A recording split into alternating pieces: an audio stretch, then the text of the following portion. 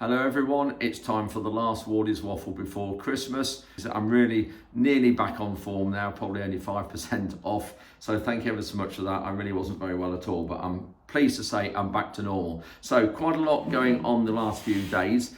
I thought I'd do it in the office here. You can see it's dark outside. It's Saturday evening, about 7 o'clock. So I'm just putting this update together. Thanks ever so much for all your letters over the last few days as well. Had a huge number of letters. And I just think it's incredible that you take the time to write these letters. Yes, I know we had that one that wasn't complimentary, and I understand that other YouTubers have had virtually the same thing as well from the same person. But anyway, we won't touch on that. But I've had some gifts as well. As always, this time of year we get a lot of gifts at Christmas. And I've got a book here. That is brilliant. So thank you ever so much. And I've got a letter to go with it as well. So thank you very much, Pat Jacqueline, for the history of C.R. Jacqueline & Son. I will read that. I mean, it's just incredible when you look at some of the photos and the pictures here and the stories and the updates going back over the years. I think that'll be fascinating to read that. So thank you ever so much, Pat, for that. And the lovely letter that went with it as well. Fascinating. So thank you for that. Also, I had another letter from Sutton Coldfield. Again, thank you so much. I think there's one part in here. I will read this out. I don't normally read personal letters out, but I will read this one out. This is a small family farm that has been in our family for generations, and now, despite arranging things already to the best of my ability, obviously handing over and in wills and things, following a meeting with our accountants this week, it looks as if there will be a big tax bill to be paid when I pass away. The only people to benefit from this will be from this punitive and spiteful budget will be the accounts and solicitors, I think. Well, just to update you on that and everything else, myself, Clive, Ollie, Martin and James, who organised the rally on the 19th of November, we are not going to stop at this. We are going to keep going until the government come to realise the mistakes and what they're doing to the industry. Huge amounts come out in the last few days. Keir Starmer did an interview only a couple of days ago, and he was asked, who was this budget aimed at? Who was the axing of the tax reliefs aimed at? Was it aimed at the family farms? Was it aimed at the likes of Jeremy Clarkson, James Dyson and all the big landowners? And he said it wasn't aimed at anybody. All it was aimed at was trying to get some revenue to help the NHS and people like that. So really, he doesn't care who is going to damage on the way. He doesn't care for the businesses, family businesses, not talking about just farming out every business. And so it just proves that Labour really now are just out to get as much money as they can, and it doesn't matter who they tread on the way. Well, I can tell you, Mr. Starmer, that we are not going to back down. You're in for a big fight here, and we are going to keep going with this until you come to the table and talk to us, because we are really meaning business with this. You are not going to decimate British agriculture, the countryside, but also family businesses, not just agriculture. So we are going to keep going with this. So please, any farmer that's listening to this and any farmer who's watching this, we are not going to back down while now we're into this. Yeah, thank you for these. Really appreciate all these letters. I think it's great to receive these. I've had a lot of gifts in the last week or so, which is great. Thank you, JSE Systems. I've known the family for a long while. They're only just up the road from me. Fertiliser supply and spread fertiliser, and also they do a lot of Anglian water sewage sludge, I think, which thanks very much. So thanks, Nick, and everybody, and Joe as well. Some of you know Joe. Thanks everybody at JSE Systems for that. I love port, as a lot of people know, and also red wine. Beer is not my speciality. I will drink beer in the summer, and Bass and London Pride are about the only two beers I drink. But thanks very much for that port. Also, the Ad Plane. Now, the Ad Plane are a sort of marketing, social media content agency. I know Adama, the chemical company, is on their books. And those of you who saw the recent conference I spoke at, the dealer service conference, they organised that as well. And I'll just read this out because it's really lovely. This dearest Andy and Rhonda, wishing you a wonderful Christmas and Happy New Year. All the best from Duncan, M, and everyone at the ad play. And I've known M and her sister Jane up in Scotland a long while, so thank you very much for that. And here we have a lovely box, some nice red wine, so thanks very much for that. And then the last thing I've had as well, fantastic, is a lovely box that Rhonda received while I was in London earlier on this week, and I came down from having 2 days in bed into the hall of the house, and my nose isn't the best at smelling things, and Rhonda said, what on earth is that smell? And she'd taken delivery of a cardboard box in the hall, and we've got underfloor heating in the house, and I opened this box and there's this great pungent smell just met me, and it'd been there I think about maybe a day and a half, 2 days, and Rhonda didn't realise what it was, and it was cheese. And I absolutely adore cheese, so thank you very much, Agri, for this fantastic box of cheese, camemberts and all the lovely soft cheeses. I love those, which will go really well with this pork. So thank you very much for all these gifts, because I really do appreciate those. So thanks ever so much for that. So this update, we're looking at the late drilled winter wheats. They're coming through rather well, and I remember saying when they were put in on the 15th of November that I didn't think it would be until virtually Christmas time until we could see them. And so that is virtually been the case. So we take a look at that. Also, we are looking at machinery as well. And this is the machine that they were washing. And I think I spoke to Tom on Friday and thanked them and him and Ruben for a fantastic job they've done on washing the machinery. And Tom was saying, I think they've washed up to now 30 pieces of machinery. So that's machinery that goes on the back of tractors, that's tractors themselves, that's forklift attachments, trailers. It's taken them virtually all December to do that. So fantastic. Thank you, Tom and Ruben, for doing that. They are coming in on Monday just to tidy out the workshop, finish the workshop, because when they come back after Christmas, I'm not sure what date, probably 5th, 6th, 7th of January, going to get all the start to get the machinery in the workshop, and it'd be nice to have a tidy workshop, everything in place. So they're coming Monday just to finish off that workshop. We've also loaded wheat out this week, which is another thing, finishing off a December contract. So that's happened as well, which is great to get that up to date. Any wheat we now have left in store isn't sold. I can't quite remember what tonnage there is. So I'll look at that and update you on that in the new year. There's not a huge number of tons that's not sold. So we've got that left to sell, but the price isn't brilliant at the minute. And there's been one or two things in Russia. Apparently the Russian crop is not brilliant, and Russia grows a huge tonnage of world wheat. So I don't think I'm going to be selling any wheat now for a number of weeks until the price rises and reflects maybe what's happening in Russia. But it is a gamble on this whole wheat job, it really is. And those of you non-farmers who are watching this, just remember that the price we are selling wheat for today is about the same price as it was 25 years ago. And yet the costs we have had are not the same as it was 25 years ago. So this is why we're starting to just rise up a bit to say, just hang on a minute, everybody, that we are producing food, we're producing crops at the same value as we're getting paid for the same as 25 years ago. Yet supermarket shelves and everybody else isn't operating at those levels. This is why we're now starting to rebel a bit. And as I say, we'll keep going on that. Also, we've had the last straw going only this morning, Saturday morning. Paul's loaded that out. And lastly, as well, today, Ron and I, it was a bit of a rush this morning, trying to get Paul sorted with the grab and everything. He was taking a grab with him, and you'll see why. That's the baled grab. And Ron and I are going to the football today. Lincoln City were playing Reading today, and you'll see the result from that as well. So quite a lot going on in this update, but thanks ever so much for watching. We'll see you at the very end of this update if you make it there. I've got nephew Richard with me. Do you work for Perkins? Perkins? So Perkins at Peterborough doing designing power systems, so diesel engines and batteries, and doing structural analysis on that. And you're farming your own right at Neasel, just inside of Newark? That's right, yeah. So I farm with my dad at Neasel. I've got 120 acres tenancy as well, but I like to come over here for a bit of advice every now and again as well. It's not always the best advice, but Richard helps us quite a bit at harvest time as well. You'll have seen him about and at various times on the tractors. So we're just having a walk around one or two of the fields, aren't we, Richard? We've got a bit of water stood here. and we think there's a drain that goes under this field here, and it goes through some trees there, and we think it's the roots are blocking the pipe. But I'll just turn the camera around and just show you these wet spots, but the rest of the field's come up really well.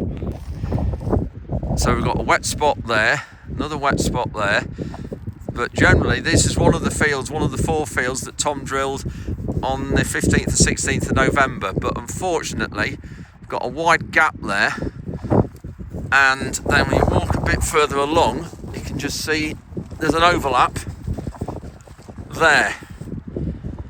And what happened is there was a narrow gap between some of the breeds from a drilling earlier in the season, and Tom changed the GPS setting on it to close the gap, but I think he sent it wrong way and widened the gap, and that's why we've got here. And if you look at the tram line here, you can see there's a gap in that tram line as well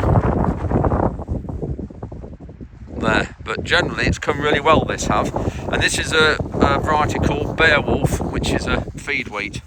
Apologies if you've got some wind coming through here. My muffled microphone, this is Richard's phone, and my phone I've left in the kitchen, and my muffled microphone it's not wire free, the one I've got at the minute with me, and it doesn't fit Richard's phone. He's got a new USB-C type charger cable. But generally pleased with this is put in with a Simba. Then there's another pool of water just across there. So just looking here, this is the River Brant. We've had 19 millimetres of rain last night. Look at the water flowing in this. Huge amount of water here. Richard's just pointed out there, you can just see on the far side of the bank just up there, it's been a bit higher, another 2 or 3 feet higher, and it's dropped actually in the last 2 or 3 hours. So it was higher than this in the night. We've got a bit nearer the corner, and there's a fair bit of water stood here, which isn't good. We are going to have to investigate this and look at this before this next harvest. So we've got this wet spot here, definitely a problem, but there's like a bowl here. It's high there, drops down here and then comes up a bit, but it's not very good at all in this corner. Just looking at the water here, the land is lower here than it is up there, so the fall is this way. And with the moulding we've done this next year, it'd be good to mould this and back into this dike with a mole and come up this way a few times right through here. We'll do all this field, but to actually try and drain this area if we don't get any land drains sorted, and put some moles from there all the way through into this dike. So just talking about moulding there, Richard's done some at his own. Nala, come here. Richard's done some at your own farm, haven't you, Richard? Yeah. This last year, yeah. And you think it works well? It's made the world of difference on our land, yeah. Yeah, and so, but if you're not quite sure what moulding is, I did a full update on that to explain how it works, why it works and how we do it, and you've got to do it all in conjunction with your drainage system if you have one, and drainage plans, and it's update 277. So if you're interested, look at that and it will explain the benefits of mould draining, because it really does make a big impact on clay soils. So it's update 277. So just looking at the headland end of the field here, you can see the water that stood here, just using Richard to shelter from the wind. Thank you, Richard. Yeah, look there, you can see the bare patches when you look along the end. This is the headland that we've had wet for about, how long, Richard? 3 years? Yeah, you've not cropped it some years. No, because it was after beet, wasn't it? The last time it was sugar beet, we made a mess of it, and it's never been right since. Just look at that, just shows you what beet can do to the land. We're back on my phone now. Thank you, Richard, for the use of that. Good to see him always when he comes over and calls in. He lives just to the side of Lincoln. Anyway, Ruben and Tom are carrying on washing. We're on track to get everything finished washing by tomorrow afternoon when they pack in for Christmas. What are they doing at the minute? I think we've got the I-Williams trailer here by the look of it, and the RX as well. Yeah, haven't been washed for a long while, this trailer. So handy on this, you can lift it right up. And then Tom's got this finished washing, and they use the sort of the big pipe here out the water tank, out the rainwater tank, and wash all around the tracks. And that started to go rusty, yeah, it hasn't, just in there. Anyway, I think Tom's also had the leaf blower in here, trying to blow it all out around here, and going to leave it here to drain for an hour or two before moving it. But looks a lot better, that does. Yeah, really clean. So it's, what is it, 72, Reg, so it's 2 years old. on a finance deal, a 5-year finance deal, and the maintenance package as well. And that's the only way you can afford machinery like this, is to buy it on an interest-free finance package.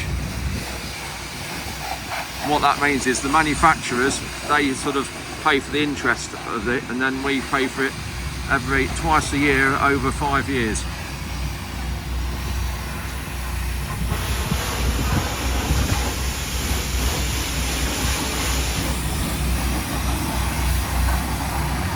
So really good, get all these washed.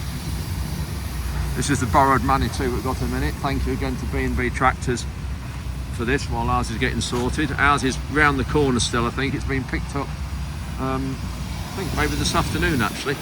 Just walking back across the yard. Cracking, that sun's strong today, which is good after all the rain we've just had. Got most of the, well actually all the Simba machines are all washed. There's 7 or 8 machines under there. We'll have a look at those another time. Sugar beet cleaner loaders outside, and the grain pusher and the bucket, and that's it. Got the van washed. Just got the Polaris to do tomorrow, but they're going to go out Friday morning and fill up all the feeders around the farm, and it'll get lathered up doing that, and then wash that tomorrow afternoon. Then that'll be everything done then, which will be fantastic to get everything all finished off for Christmas. There's Archie peeking through the door there.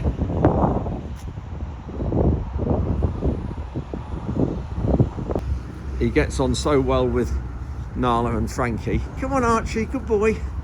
The 3 cats, we've got 3 cats. Archie, Buster, who are brothers, and Missy, the sister, all out the same litter. And they're great. That's that pop hole for them to go in his fan house in the sheds. Look here. Come on Arch. Nala, come out. Nala, come on out. Nala, come on out. Come on Arch, good boy. Here he is. He's coming out now because he's coming for his food.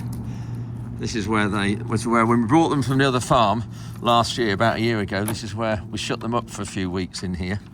And this is where they have. They've got a lovely shed here, all waterproof, out the wind. Feed them in here and give them milk at night. They've got a sofa to sleep on as well. Thank you, boy. Hey, good boy, aren't you? Good boy. So it's really handy, this shed here, because it's sort of halfway between the yard. It's opposite the offices and next to the house. Some of you have noticed this falling down shed, and daughter Sam, who some of you know is married to James's cousin, or cousin Michael as he's known, they used to keep, when they had horses, when Sam lived here before she met Michael, used to have, all these were stables here with horses in, and used to keep a bale of haylage in there, and Sam caught it with a Manitou a few years ago, and of course it's falling down. And what our aim is, we are going to replace all this lot and put a 3 garage up here, and just leave a gap through here to as a hand gate. But the problem is, obviously, with the way the finances are at the minute, we had such a bad year harvest the last year, we just can't do it for a bit. So we're going to take all these down, and we have actually got some bricks, the same bricks that the house was built, so we're going to put 3 garages across here, and it'll block off some of the yard, but we just can't do it yet. But we have got some more of these bricks, which should be nice because they're really lovely bricks. We've got half a lorry load of these bricks still, so we have enough to do it, but we just haven't got the finances yet to do this job. Friday morning, a few lorries in the yard. We've got December wheat contracts to finish off. It's always the same, they've got all December to collect them, and they go just before Christmas, because it should have been gone by the end of December, but most farms shut down between Christmas and the New Year. And we're the same, we don't load between that spell. I will sugar beet though, because that's a bit different, but we haven't got any sugar beet out the ground. So what we're doing here, because we've got different quality wheat in that shed and that shed round there, we're mixing it. So the bushel weight is the problem. So the bushel weight needs to be 72, what they call kilograms per hectolitre, and it's like a litre container, and that should weigh a certain amount, 72. And it's some of ours is above and some is below, and it's not what we're doing, merchants do it, everybody mixes it. So we're putting this in this shed is about 78, 80 reading on the bushel weight, whereas in that shed it's sort of 69, 70. So we're mixing the two, so when they sample the load at the other end, it'll all come out over 72. And this is the Manitou that B&B Tractors have kindly lent us. Anything with it, look at that, it judders as it's lifting up a little bit. Not quite sure what it is. Ruben's just having to put a bit on the weigh bridge because it's not quite right. Obviously the lorry weigher's not quite accurate, so Ruben's just topping it up while he's on the weigh bridge to make sure it's right. It's Saturday morning and Paul's coming for the last load of straw that we've got up at the heath, and we've still got this borrowed Manitou from B&B Tractors, and this grab, this MX grab, belongs to Paul, so he's going to take that back with him as well. And anyway, I thought it would fit and hydraulic pipes would fit because the forklift is a new one and our Manitou is on the original Manitou pipes, but of course, as ever, things are never quite that straightforward. So if you remember, we made this bracket and everything so it would fit our Manitou, so that's got to come off when Paul takes the grab back today. But the pipes is all we also got made up, but these are sort of flat faced. I don't know whether they're special to Manitou. Anyway, so there's two female pipes, as they're called, they're couplings. But on the new Manitou, there's a male and a female. So I've got to now try and see if we've got one of those. See if we've got one of those, because that will fit in there when I get it on.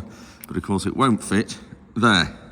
If you look, it's about the same size. So I've got to change that and get one of those. So I'm either going to get one off our Manitou or see if we've got one on the back shelf where we've got all the fittings. So we've got all various different hydraulic fittings here, and bigger ones, and no, there we go. I think that is what we're after, if it will fit. So I've got that off, there, just unscrewed that, but there we go. Sorry, there we go. Thread's different. That needs to go on there, and it won't. I've got to get an adapter, whether we've got one, that will make that fit that. So I've found the coupling, an adapter there. That will screw into there, but that thread wants to be the same size as that one, and it's not, it's smaller. So I've found a valve block here with what I thought was right, but again, you can see the right-hand side there is bigger than the left, what we want, but it's still not big enough. When you look at that, the top is smaller. We need to be exactly the same size thread as that bottom. I'm struggling getting the right one, so I think what I'm going to do, I'm going to put that back on there. I think I've sorted it. So that's the coupling I had earlier. That will screw into there. That will go into there. And then the two pipes will fit there. So the next little problem is I now need what we call a Doughty washer, which is that metal washer. I'll just show you in a second. Well, it's like that, that's one. You have to have a metal washer with a little bit of rubber on the inside to create the seal, and it needs to be the correct size. And I haven't got one for there. So I do need to just see if I can find one in here anywhere, there's a whole load here. I've got one. It's not quite the right size, but it's only for about 35 bales. If it drips a bit, it'll just have to do for this job. So I'll just do this in the vise. It'll just be easier tightening it up. There we go. Get the right size spanner. So best spanner for the job is an AFS, any size. That's it, that's twitched that up. That's all ready now to go on the attachment on the pipe. So I'm just showing you that, that's it. Sorry, the camera's got some oil on it now. Let me just see if I can clean it. There we go. So just need to tighten that one up, and then that should fit. Incredible. What started off as a simple, should have been about a 5-minute job. I've got various fittings, spanners, Doughty washers, couplings, of course Nala. And then the other problem we've got is you can see that is running at an angle and it's only just missing that, and that's because that plate's bent. You can see there, so it's forcing the bracket that way. We haven't done that because we've only had this forklift 3 days, and we've never had anything on the hydraulic attachment. So that needs taking off that plate, doesn't bending back, but that's what's causing this to run at an, if you look there, you can see they're running at an angle and it's nearly hitting just there. Anyway, we've got sorted, all coupled up now, and ready to go up to the heath and help Paul load. So just try it to make sure it's right. Make sure it's working before I go. And it's those rollers, oh, you can see very well, those rollers there. One works the pins, hydraulic pins, to lock attachments on, and the other one works the external services. Turn that, and then you can see there, it's opening and closing to squeeze the bales.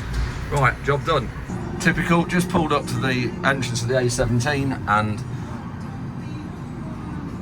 traffic non-stop. And of course we've still got the wall down. Those who've been past here will have seen that. We will get Ron to put it back up just after Christmas. But we're out last night and somebody suggested that we actually widen this entrance completely. Let me just go back because I'm not going to miss my turn on the road because there's a lot of traffic. But someone suggested, why don't we actually widen it and take that wall, take that wall back 2 or 3 yards, take that wall back 2 or 3 yards, dig up the entrance here, put a bigger pipe underneath it so lorries can sort of get through that way and onto the A17 heading to Newark without having to go on the opposite carriageway, because that's happening at the minute. But I'm not sure whether I'd have to get permission from the highways to do that. I'm not sure. Anyway, right, all clear to go. Just up at the heath now, you can just see the top of Paul's cab there somewhere. Where is it? There we go, that white bit through there. Just looking here at the sugar beet, this is the last sugar beet we have to lift. We've got 60 acres up here on the heath, and this is it here.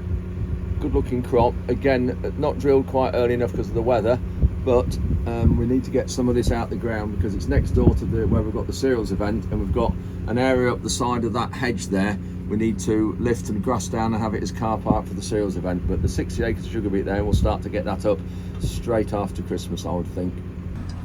This is just now alongside the cereals event field. You see all the crop plots here in, and those bare patches where there's going to be spring crops put in, and all the netting and the woven sheets there just protect the crops and protect the oilseed rape from flea beetle and things like that. But we'll do a full update on this in the new year. Just heading down to the lane now, and the other cereals field's looking good. The grass is looking really green and healthy there. That's the benefit of broadcasting it. And then that's the field where all the crop plots are through there. So we're going to clear up these bales now. Remember seeing the video on Wednesday, those are linseed bales which we need for, we need those linseed bales. Oh, no, we haven't broken that one. So there's a lot of sorting out to do because the wind's blown these over. So I'm going to wait up here. I've got a coffee, bag of wheat crunches, I'll have that, and then I'll take the forklift down. There's only about 37 or 8 bales. And then that's the bales all finished from this last harvest. So Paul's just going to stack them all, put them all, so there's 3 high. So he won't have a full load going back with today, but at least that'll get us all cleared out. And these are all the poor ones, these are all tops and the wet ones and things like that. There's 3 there already. See those side arms, squeeze the bales, grab them 3 at a time. I better move because he's coming here.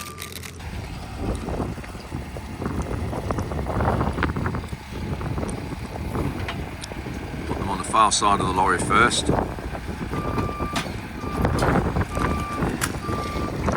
That's good, the wind's just blown my crunches off. So those bales there, they're not far enough forward, we know. But what Paul does is he then drops these in front and just uses one line to push the other till they're just on the side of the lorry. You can see there, look. So that they just fit, there we go. Just nicely down the side of the lorry here. And also not far off there, just right.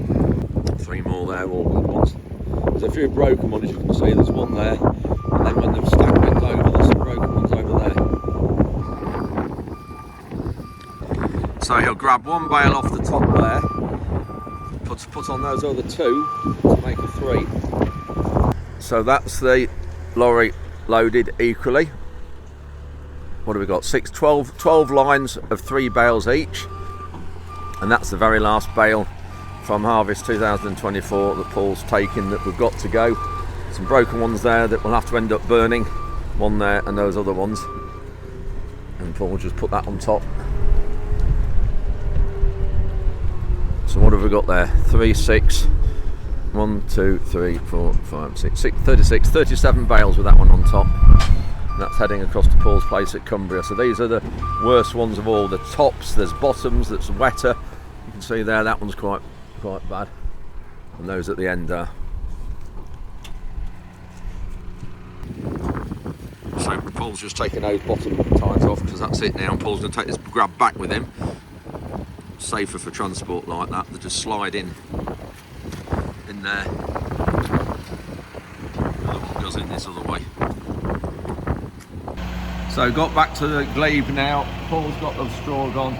Just now going to take all the attachments, all the brackets, the hydraulic pipes and everything off here as Paul's loading it up and taking his grab back with him because it's his grab, and just going to make sure that the brackets that are on it, because they're the ones we made, and the pipes, we keep those, and then the other ones that came with it that weren't the right for the right forklift, Paul's going to put those on and take those back. So really good with the Manitou is to release the pressure, because obviously there's all hydraulic pressure. There's all pressure in these pipes at the minute. You can't get the fittings off. With Manitou, you just press that button until these indicators flash. Now you just heard it go. That's it. That's let the pressure off all the pipes. So we can now undo these, and I don't know whether I can do them one-handed or not. No, I can't. I've got to push that in, so I've got to just switch the camera. Let's see if I can do that one. That one's no, I still need 2 hands for that. Anyway, we'll undo those pipes, then drop this whole attachment off, and then we can undo these bracket bolts here, and then all this bit here is what belongs to us. And then that disconnects it. We can take the attachment off there. There we are, you can see that. And then there we go, pull that back like that, and then that's taking the attachment off as easy as that. Then I'll move back out the way.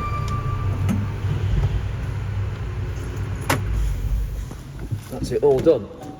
Now I just need to take all this off here. So that's that pipe off. So that's the round window. Fancy blue oil. Yeah, look at that, all fancy new clean hydraulic oil. Let's put this, hang this up so the oil doesn't leak out. Better not muck Tom's clean RX up, he won't be happy. Oh, a bit of rust on there. That's good to John Deere. Yeah, not good. Bit there as well. That's it, just hang these pipes there, let them drain out.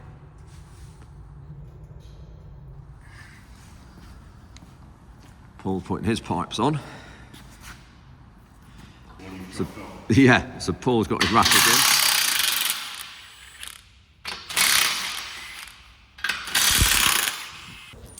These are the U-clamps that fasten that on. Just go around that frame and they're all off here. So you can just lift that off, all being well. There we go, like that, simple as that.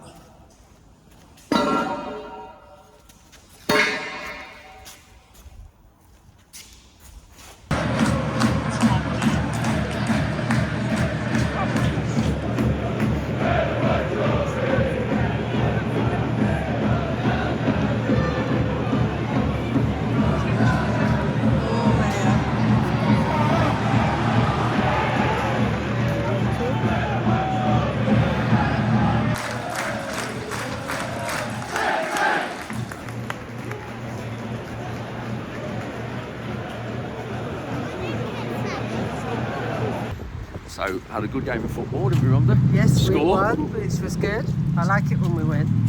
So do I. 2-0, so that's good. So Excellent. Lincoln are up to 6th in the table, I think. Anyway, that's the end of this update and the last one before Christmas. So thank you ever so much, everybody, for watching, and we are going to wish everybody A happy Christmas. yeah, and we are at Sam and Michael's Christmas Day. We are. So it'd be great to spend first Christmas with grandson Charlie and our other grandson Oscar. So thanks ever so much for watching and have a great Christmas, everybody. And we'll see you Wednesday. So Christmas Day evening will be the next one. I'll do a short update for Christmas Day evening. Yeah. Happy Christmas.